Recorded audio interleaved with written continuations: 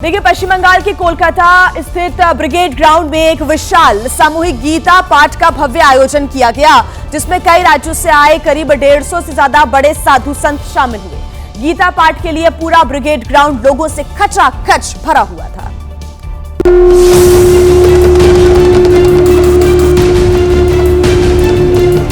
दावा है कि इस आयोजन में करीब 5 लाख सनातन धर्म के लोगों ने हिस्सा लिया। सुबह से ही कोलकाता के ब्रिगेड ग्राउंड में बड़ी संख्या में लोगों का जुटना शुरू हो गया था। किसी के हाथों में देश का झंडा है तो किसी के हाथों में भगवा लहरा रहा है, और वो लोग यहाँ पे आए हैं। कोई हाथ में शंख लेकर आए हैं, कोई हाथ में गीता लेकर आ रही है। गीता पाठ में भाग लेने पहुंचे साधु संतों का तिलक लगाकर स्वागत किया गया, तो आम लोगों के बैठने के लिए कुर्सियां लगाई गई थी। बड़ी संख्या में लोग जमीन पर बैठकर गीता पाठ करते दिखे।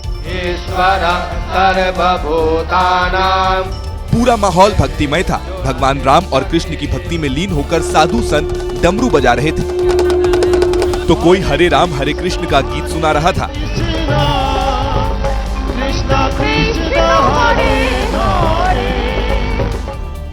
और देखिए, गीता पाठ से पहले भूमि पूजन भी किया गया। इस आयोजन में ज्ञानानंद महाराज जी मुख्य अतिथि के रूप में शामिल हुए थे। बागेश्वर धाम के पीठाधीश्वर धीरेन्द्र शास्त्री साध्वी ऋतंभरा ने भी गीता पाठ किया, और पश्चिम बंगाल के राज्यपाल सीवी आनंद बोस ने भी ब्रिगेड ग्राउंड में सभा को संबोधित किया।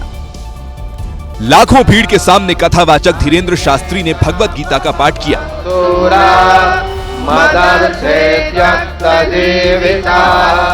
सनातन एकता ही इस देश का और विश्व का, विश्व शांति का सबसे बड़ा माध्यम है।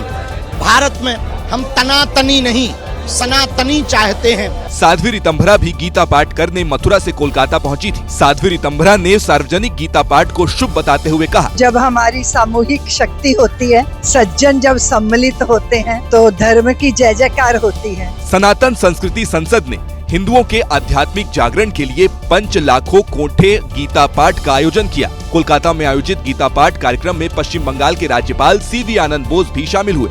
इस मौके पर बंगाल के राज्यपाल ने कृष्ण के उपदेशों का जिक्र करते हुए कहा, कृष्ण अर्जुन को इंगित करता है, कर्म करो अर्जुन, कर्म करो। बंगाल कर्म करने के लिए तैयार है। बंगाल धार्मिक एरोगेंस के खत्म करने के लिए तैयार है।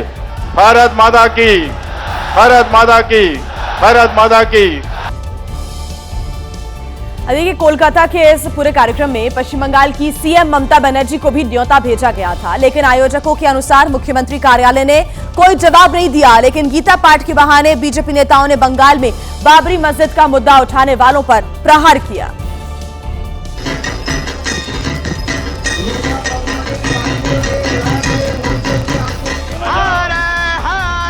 इस गीता पाठ में एक और जहां संतों का जमावड़ा था, तो वहीं पश्चिम बंगाल के बीजेपी नेता शुभेंदु अधिकारी, सुकांत मजूमदार और दिलीप घोष के साथ कई नेता भी शामिल हुए। इस मौके पर बीजेपी सांसद दिलीप घोष ने कहा, एक बार विभाजन हुआ है देश का, उसमें लाखों परिवार बलि चढ़ गया है, फिर दोबारा उसी तरफ जा रहा है। बाबरी मस्जिद बंगाल में ही बन रहा है, तो लोगों को लग रहा है कि हिंदू को एक करना चाहिए, और गीता ही सबसे अच्छा माध्यम है जिसके माध्यम से सबको जोड़ा जा सकता है।